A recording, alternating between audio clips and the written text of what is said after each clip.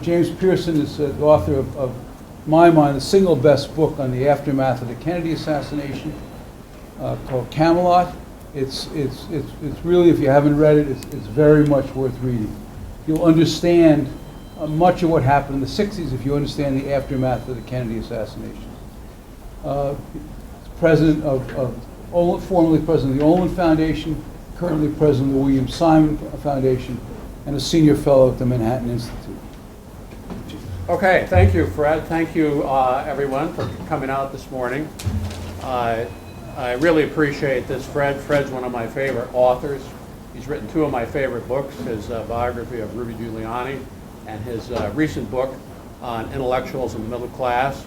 Those are two outstanding books. I've learned a great deal from Fred over the years. So I appreciate being here. Thank you, Fred. Well, thanks for coming. Okay, well, I'm going to give you my tour de horizon of American politics leading up to the current period with some speculations on where we're going. I hesitate to make any predictions because I do agree with Yogi Berra that it's hazardous to make predictions, especially about the future. But we'll make some speculations nonetheless. So my general view is that the American system of democratic capitalism has evolved in stages or periods, relatively distinctive periods. I don't call these cycles because cycles suggest something repeating. We talk about the business cycles if that's a pattern that repeats. These are not cycles. These are distinctive chapters in American history. Of course, we have a dynamic capitalist system on the one side that has evolved radically since the founding of the country, and we have a democratic political system on the other side, based upon elections, representation, and courts. And these two systems have to somehow be integrated to allow the system to progress. Now, how exactly do we integrate these two systems in America? Basically, the key institution has been political parties. It's been political parties that aggregate interests in the economy and the society and represent those interests in government. By and large, my view is that, of course, we have a two-party system, but throughout our history, we've really had a one-and-a-half-party system. We've had a dominant party, I call it the regime party, the party that represents the key ideas and policies that define the system. And that party breaks through and creates the system, and the opposition party, having lost, must adapt itself to the dominant party. So let me kind of give you an overview of this, and then we'll try to proceed to the contemporary period. So if we think about the capitalist order in America, what is capitalism? Where did it start? Of course, the key features of the capitalist order have been present since the dawn of civilization. We've had trade, we've had private property, we've had contracts of sort, we've had search for profits. The ancient world, the ancient authors of ancient Greece and Rome talk about these things. The Renaissance began with a search for trade routes. Columbus sailed across the ocean. It took 2,000 years for somebody to try that. In search also of trade routes. One could call this capitalism, but it really wasn't. Now, capitalism is something of a loaded term. I think it originates with Marx. The ism aspect suggests a kind of a fetish aspect, or ideological aspect of it. It's not my favorite term, but we're somewhat stuck with it, so I'll stay with it as a description of the system. It began really at a defined time in history. It began roughly in about 1770 in England, when somebody figured out how to create factories to spin cotton and wool. So up until that time, these are small industries. People spun basically wool in their cottages, the cottage industry. Somebody figured out how to use water power to build factories to use giant looms to spin these things. And that was the beginning of the factory system, and that began really the capitalist revolution that we're living through today, 200 years. Interestingly enough, it began at almost exactly the time the American nation was founded in the 1770s. So in that sense, America wasn't founded as a capitalist order because it hadn't really taken root as yet. But it did, obviously, in America. So what is the defining aspect of capitalism? I would say systematic innovation. Systematic innovation building upon itself. Technology reducing the costs of labor. That is the defining element of the capitalist order as it's built upon itself for 200 years. So I've kind of roughly divided it up into four rough periods. This is very conventional. The factory system, cotton spinning, woolens, invention of steam engines, and railroads. Now, the interesting thing about the Industrial Revolution in America is that, of course, it began by exploiting cotton. And cotton was a very small commodity product in America until through technology they figured out a way to produce cotton very rapidly by getting rid of the seeds. And the first phase of the Industrial Revolution really was based upon southern cotton, shipped over to England, to northern mills to make cotton clothing, other products from cotton, which were then sold around the world. So interestingly enough, southern slavery was a key aspect of the building of the Industrial Revolution. Railroads developed prior to that period. The second period was based upon electricity, the engine, building out electricity, indoor plumbing. 1920 to the 1960s, the build out of these earlier innovations, and then, of course, the computer revolution in the modern period. Now, on the political side, the United States has gone through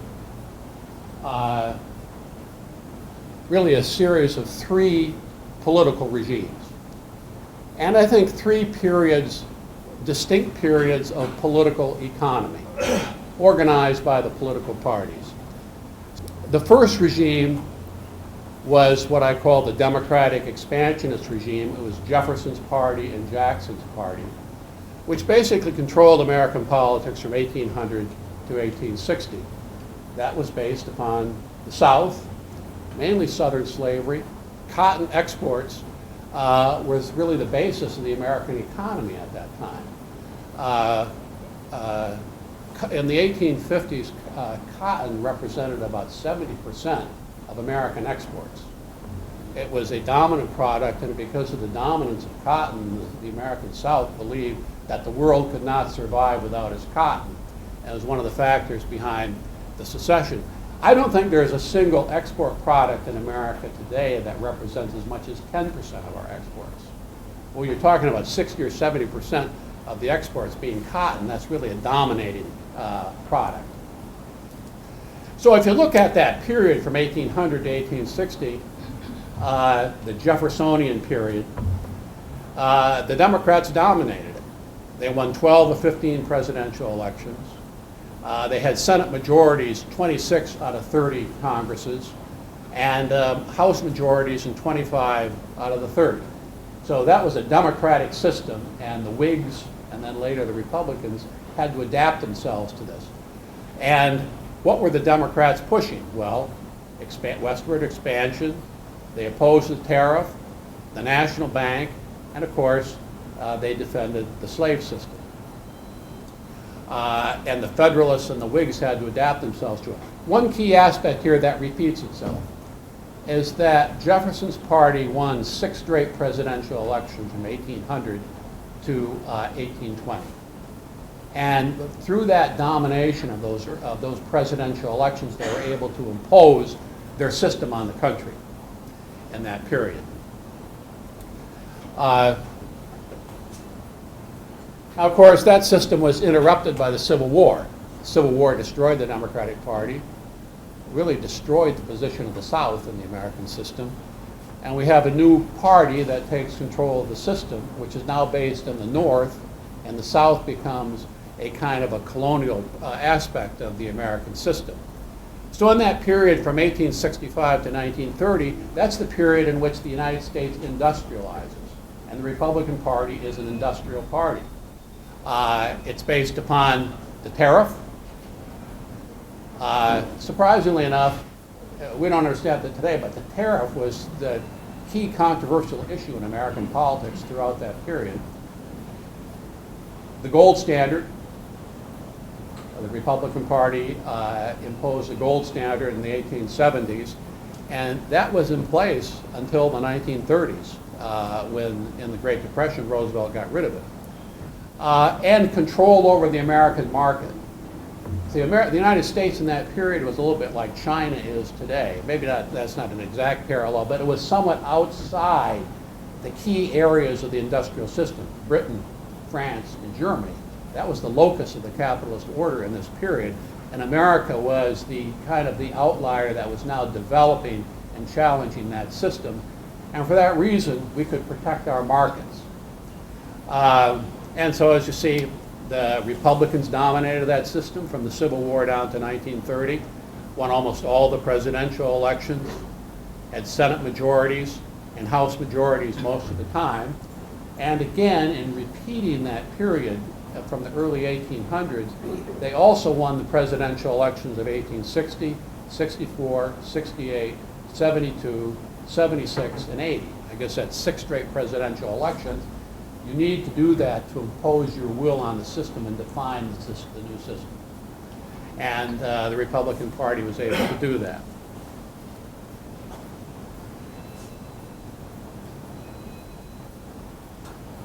So these are, for the first 100 or so years, 150 years of American life, we had 2 systems of political economy that were quite distinct. One based in the South, one somewhat based on slavery and cotton exports, driven by the Democratic Party. The second based more in the North and in the West, dominated by the Republican Party, pushing the industrial system forward. So the Great Depression discredits that system and brings the Democratic Party in. And the Democratic Party now dominates based upon the New Deal, later the Great Society, up until 1980. So the Democrats won most of the presidential elections. They really dominated the Congress. Interestingly enough, now the South comes back as a key part of the Democratic Party. They were really on the outs in that middle period after the Civil War. They were a key element of this Democratic majority in this period. And again, the Democrats won those 5 straight presidential elections in that period. 32, 36, 40, 44, and 48, until you get the Eisenhower interlude. So again, by the time the Republicans come in the 1950s, it's impossible to take back the New Deal. The New Deal is in place, it has momentum, the public supports it, you can't take it back. And Eisenhower recognized that. There was a faction of the Republican Party that wanted to roll back the New Deal, but Eisenhower, Nixon saw this was futile, will be destroyed if we try to do that. So in that sense, the Republican Party in that period was the kind of half party. It had to accept what Roosevelt achieved in the 1930s.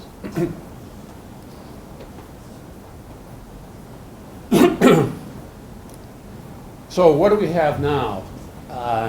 Well, we've had a kind of a stalemated system since 1980. I think Ronald Reagan and in the 1980s, they were able to bring about an adjustment of the New Deal system, and by bringing the South into the Republican Party, have kind of fought the Democrats to a standstill. As you can see, basically split the presidential election since 1980, I don't know though that I include 2014 in there, but basically we're even on Senate majorities and pretty much even on House majorities. The parties, and even these presidential elections are pretty close, and even the House and Senate majorities are pretty close. They have wavered somewhat back and forth. So neither party has been able to kind of get the edge in this period and redefine this regime, and that's more or less where we are today. Now, so let's take a look at some of the features of the political economy of this era to see a little bit what's going on and how this might play out, because stalemate is not good if you have mounting problems. You need some consensus to solve big problems. Now, do we have those big problems today? Well, we're kind of muddling through, but you know, we do have this entitlement problem, and we do have an immigration issue, and the United States is a force in the world out there, and there are problems, in other words, out there that we require some consensus if we're going to address them. We don't have that consensus today. It does not appear. Maybe it will develop. So let me, as I've said, I've looked at these periods as distinct chapters in American history disrupted by large events, the Civil War and the Great Depression. And now we're 70 years or so into this new system, and we have a stalemate. So let's look at the modern period a little bit more now. I don't know if this graph is revealing. This graph that I've got shows you the year-to-year rate of economic growth, year on year, since really the 1790s.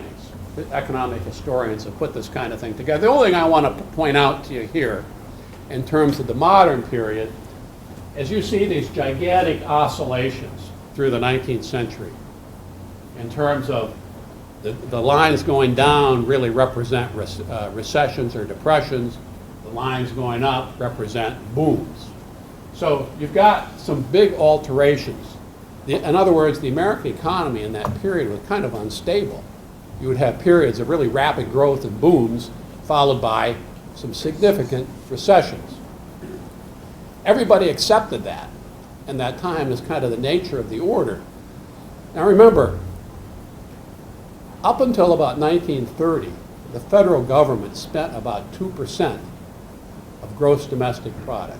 That's very small. Today it spends 20 to 25%.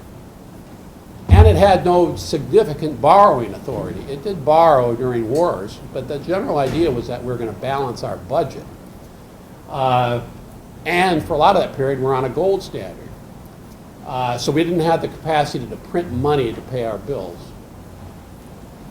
So if you look at the post-war, post-1945, you really have a much more stable system of political economy. If you look at this over here, the recessions aren't anywhere near as severe, really from 1945 onward, and the booms are not as high. We go roughly, in good years, 4 or 5% economic growth. During recessions, you know, we might be down a couple of percent. So we have enjoyed, really since 1945, really down to the recent past, a fairly stable system compared to what we had in the 19th century. Now, the American people have gotten so used to this kind of system that I'm not sure they would accept the kind of busts and panics that we had in the 19th century. Of course, we had one in 2008, and we've managed to get through this. I'm not sure how well, and we're not through it yet, but nevertheless, if in the 1930s the Federal Reserve had the powers that the Federal Reserve, our central bank, has today, and they had used those, I'm not sure we would have had a Great Depression in the 1930s. Anyway, so what as you see as you go to the far right over there of that, which is the more recent period, you see the graph kind of sliding downward. And that reflects a slowing down of economic growth in America over the last 20 years. So that would be one key aspect. Now, if you are a Democrat and if you are a liberal economist, you will say that that pattern of sort of stable growth and mild recessions is due to the application of a Keynesian economic policy, where a larger government spending 20% of GDP or more has borrowing authority, and when the private sector collapses or declines, government spending can move in to fill the gap and somewhat stabilize the economy. Now, I'm not an economist and not necessarily Keynesian, but they have a strong case to make, I would say. I think they have a strong case to make, without getting into that today.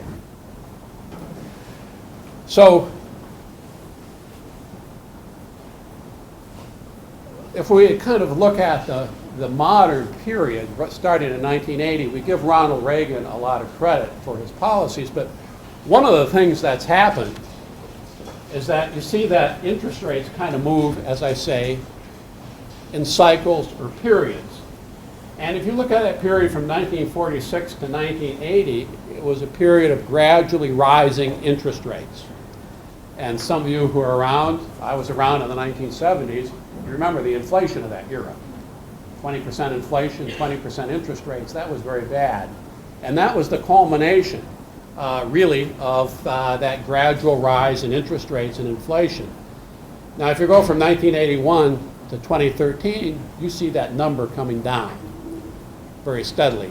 The 10-year bond today is about 2%. In 1980, it was about 16%. So interest rates have really come down.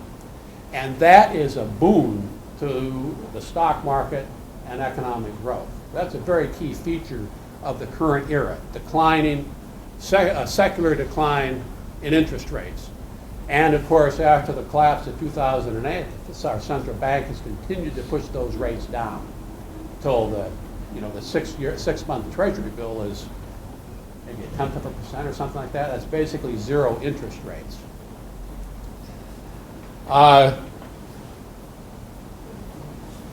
This is just another way to look at that. That's longer term interest rates. That's, I think, the 10-year bond. And as you see, it tends to move in cycles. I won't discuss what happened in the 19th century.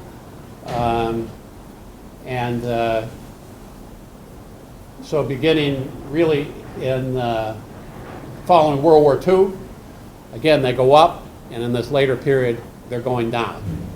Again, that's very good for financial markets. Should be good for economic growth, but I'm not sure that it's succeeded there. So my point there is that these things tend to move somewhat in not necessarily in cycles, I don't want to use that term, but in periods. They go through periods, 30, 40 years, one direction, and they often will reverse themselves.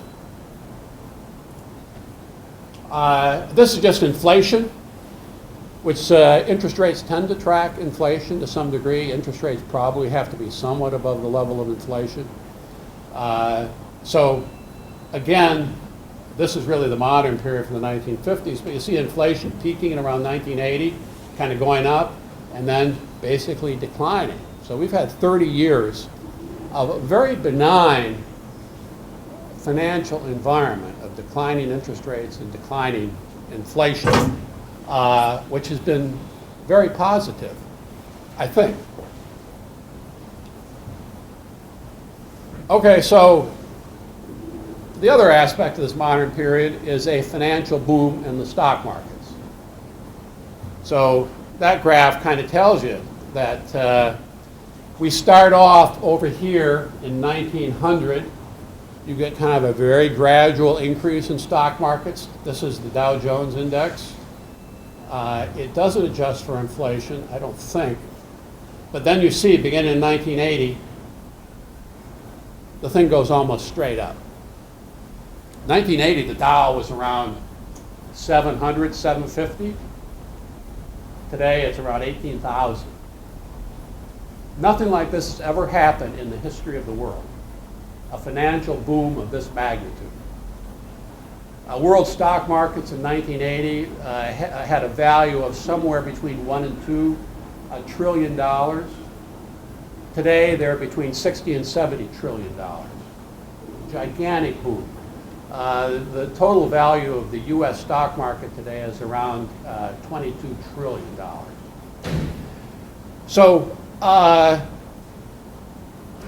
has been one of the things. Now, this has been great for New York. New York is booming. New York went bankrupt almost in the mid-1970s. I guess it did technically go bankrupt. Some of us were around at that time and how bad it was in New York. Daniel Patrick Moynihan wrote that when he ran for the Senate in 1976, there was one construction site in Manhattan. And they went and visited it, just as a sign that things were really dead in New York. And of course, you can't walk a block or two today in Manhattan without running into a construction site. So that's the financial boom, and that's low interest rates. So, I would just emphasize how unique and unusual this is in terms of the creation of wealth, this period that we're living through. And what is the connection between those innovations I just discussed? How did Facebook and Google and all these companies get capitalized? How were they funded? They were funded by this boom in stocks and bonds. They had venture capital that was loaned to them to build their companies, and that is ongoing. So there is a connection between the financial boom that we've lived through and all this innovation that we're seeing in the whole world of computers. But one thing I'd say, though, is that, and I'd say the same thing about the interest rates and the inflation that we've just seen, how long can this go on? It's gone on for 30 years. In the 1920s, we had a boom in the stock market that lasted for about 4 years, and it collapsed. And we'd hear about the Roaring 20s, 30 years, 35 years. Very unique period that we're living through. As I say, never been seen in the history of the world, the development of this kind of wealth.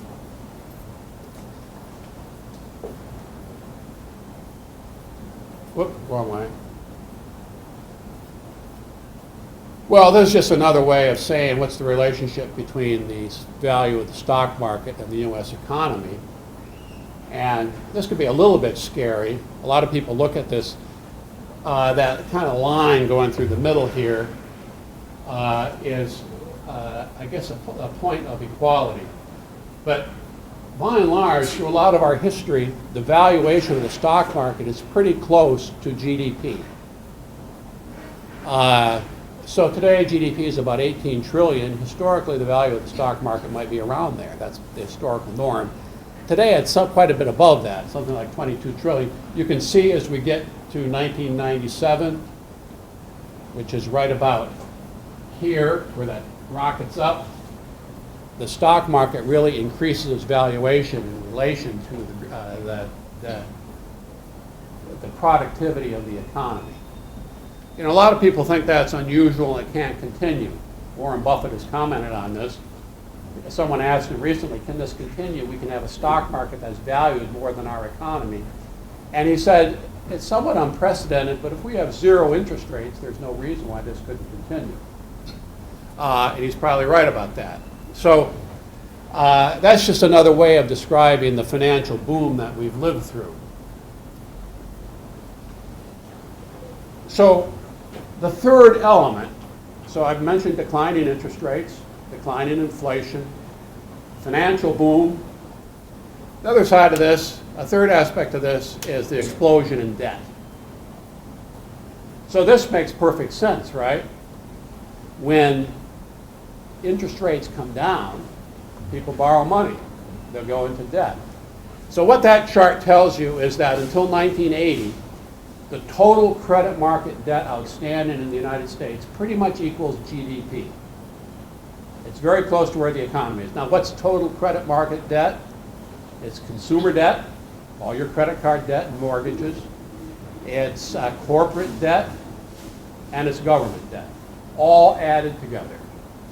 So total credit market debt outstanding in the United States today is somewhere in excess of $60 trillion. Now,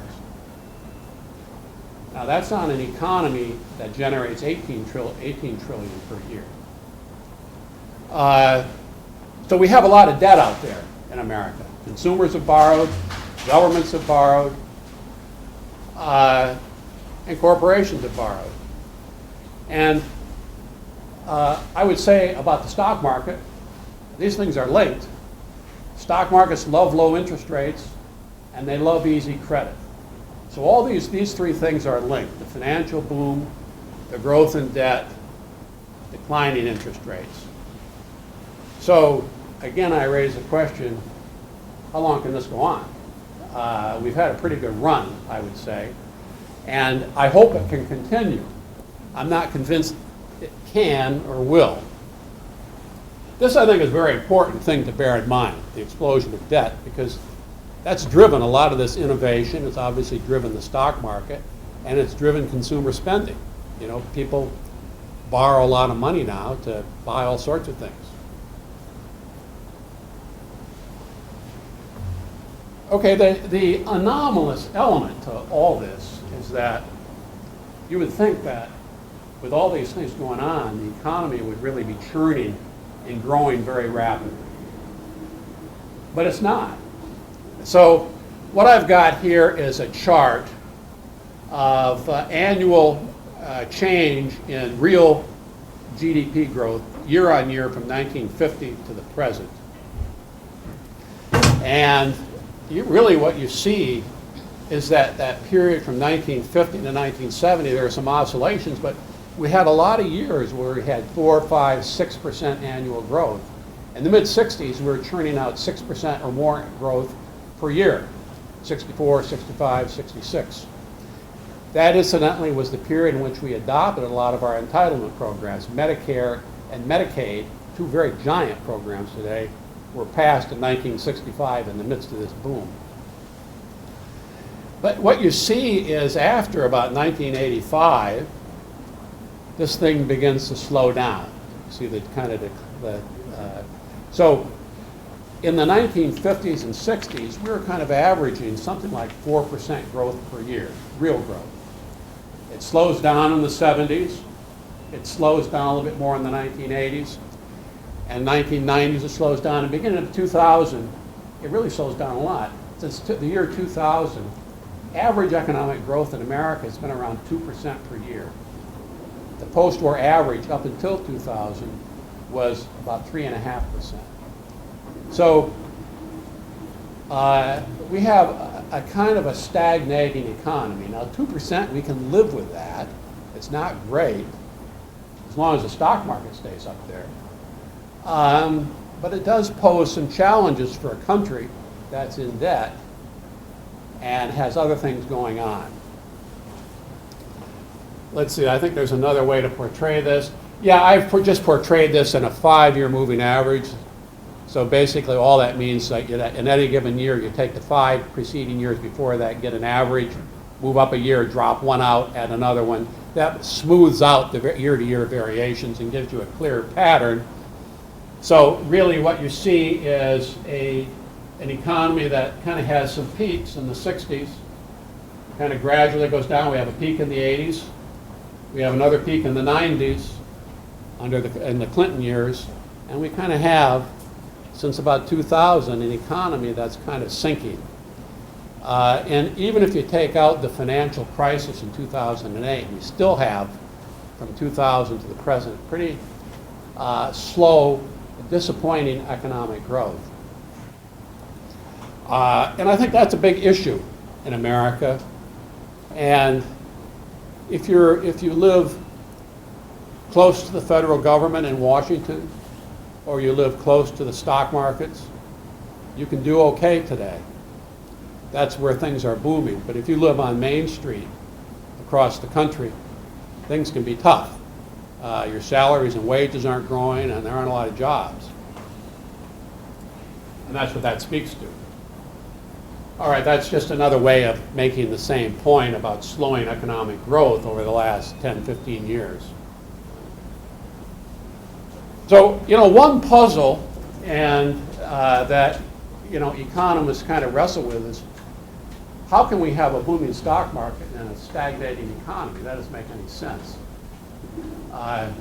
One answer to this, obviously, is that we have a globalized system. A lot of our corporations are making a lot of money abroad. They're not necessarily making it in America. And people are throwing a lot of money into the stock market. So the other element of this is that we have a rise in inequality. This is a kind of a political issue today. And what is this? This chart tells you, this is before tax income growth from 1979 to 2010. That top line is the top 1%. The bottom lines are the bottom 99%. That's their income growth. So as of about before the financial crisis, the top 1% had basically tripled their pre-tax income from 1979. I think that's real inflation adjusted, whereas the bottom 99% has grown about 45%. So you've got something like 250 or 300% versus 50%. So the top 1% has grown something like 6, 7, 8 times faster than the bottom 99%.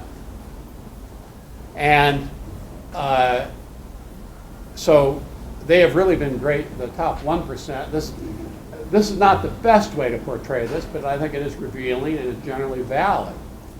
The top 1% has done exceedingly well, and we know that just by reading the newspapers. And why has this happened? How did this happen? Well, there's a lot of discussion about this. Well, this portrays somewhat the same numbers going back to 1913. This is from this book by Thomas Piketty, published it last year, a very good book.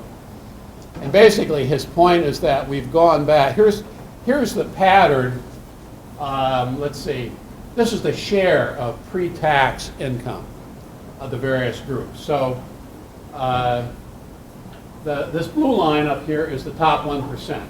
So in the 1920s, the top 1% was taking about 20% of total income. And that then sinks, beginning in the Great Depression from the 30s to the 80s. That really flattens out to a point in the 50s and 60s, they're only taking about 10% of the shares of total national income. So it's really cut in half in that period. And now, after 1980, it goes back up to where it was before the Depression. That, I think, is a very interesting chart. Piketty makes a great deal of that. I mean, his basic point is that in this modern period from 1980, we've kind of gone back to where we were before the Great Depression. So in the 20th century, we have 3 periods in terms of income inequality. We have the period from roughly 1900 to the Great Depression, where the wealthy garner a very large share of national income, 20%. We have a 50-year period from roughly 1930 to 1980 where that flattens out. And we have a period from 1980 down to the present where it goes back up again. I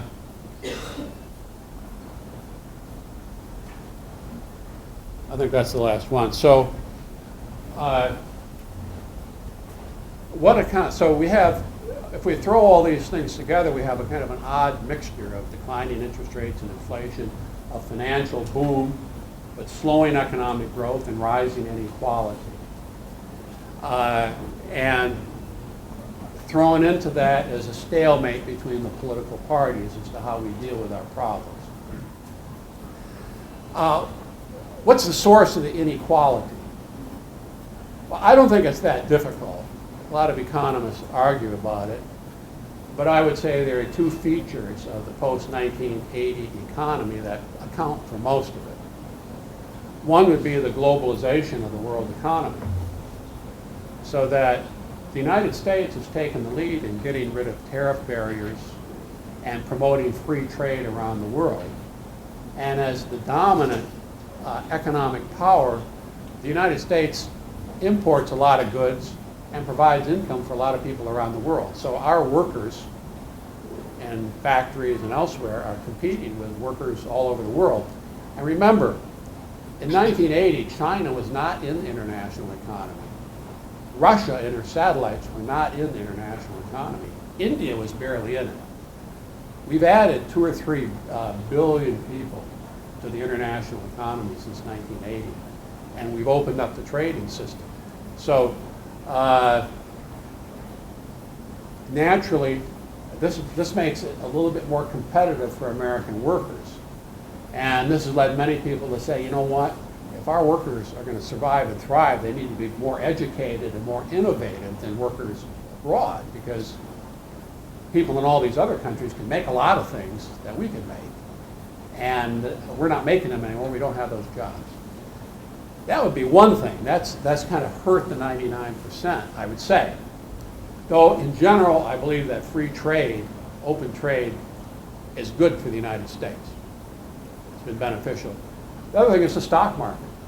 Who owns financial assets? Typically wealthy people. Now, a lot of us will own them in our pension funds, but by and large, stocks and bonds are owned by wealthy people.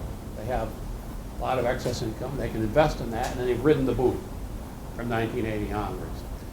Those two factors probably account for most of that inequality. That leaves us with a problem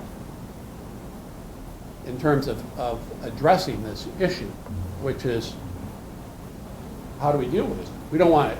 We can't put up tariff barriers around the American economy. That would be worse to protect our workers, because I think that would lead to a worldwide economic upheaval. If America is not a free trading country, other countries will retaliate, as they did in the 1930s, and throw up tariff barriers around their countries, and the world trading system will spiral down. So I don't think that's an option. We could crash the stock market. That's not a very good idea either. That's not going to help anyone. My point would be this. It would appear, and this may be a controversial assertion, but it would appear that the inequality that we're seeing, described in these charts, are somewhat baked into the system of political economy that we have built since the 1980s. Now, of course, we could tax the wealthy more, and there might be something to be gained from that, but I'm not sure that would help people that much, because, all right, you tax the wealthy and you send it to Washington, and they then peel it off and give it to powerful constituent groups. It's not clear that money finds its way to people who need it. So I'm not sure that's going to be very helpful either.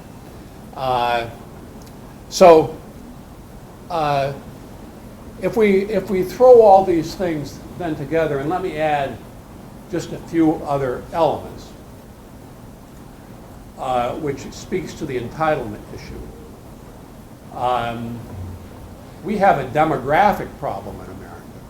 We have the baby boom generation now retiring. So the baby boomers are defined as those born between 1946 and 1964. There's a gigantic surge in the population. So the first wave of baby boomers started to retire and reach age 65 in 2011. And they will continue to retire year by year until, well, do the math, until about 2030, until they're all into the retirement system. There are about 80 million baby boomers born in that period.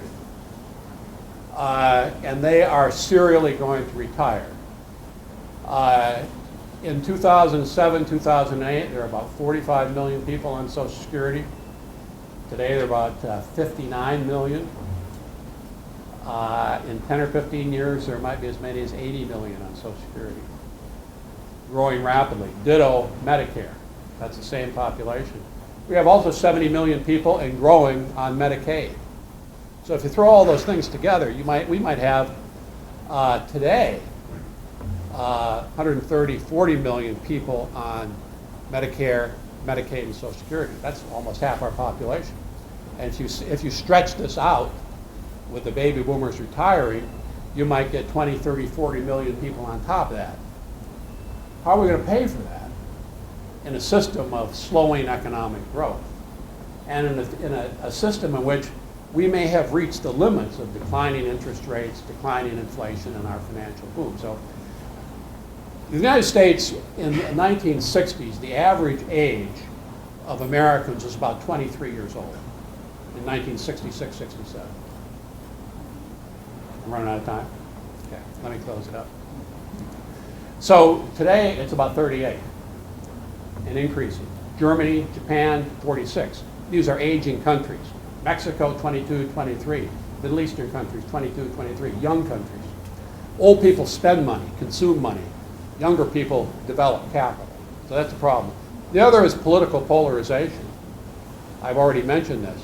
There used to be a lot of moderate Republicans and moderate Democrats who could talk to one another, make compromises, negotiate. In the 1960s, there were a lot of liberal Republicans and conservative Democrats. Conservative Democrats mostly in the South. Liberal Republicans in the North. Jacob Javits is one from New York. John Lindsay, the mayor of New York, a liberal Republican. There are no more liberal Republicans. They're gone. There are no more conservative Democrats. They're gone. The parties do not overlap, and they're totally polarized. They don't like one another. They don't talk to one another, and they can't make any deals. So my point would be that we've come to the point where we may have exhausted the possibilities of this post-1980 period. We need some sort of a resolution that would send us into another period of dynamism and growth, just like after the Civil War, just like after World War II. That can happen in America. I hope it will happen in America. But I believe that we are going to go through a difficult period in the next 10 years or so as we negotiate our way out of the system we're in now into some new system. And that I would call the fourth revolution. The first three revolutions being Jefferson, Lincoln, and Roosevelt. I don't know what this is going to look like, but if the past is any guide, America and our political system will wrestle with these problems and find a way through them. I hope that's the case. Thank you.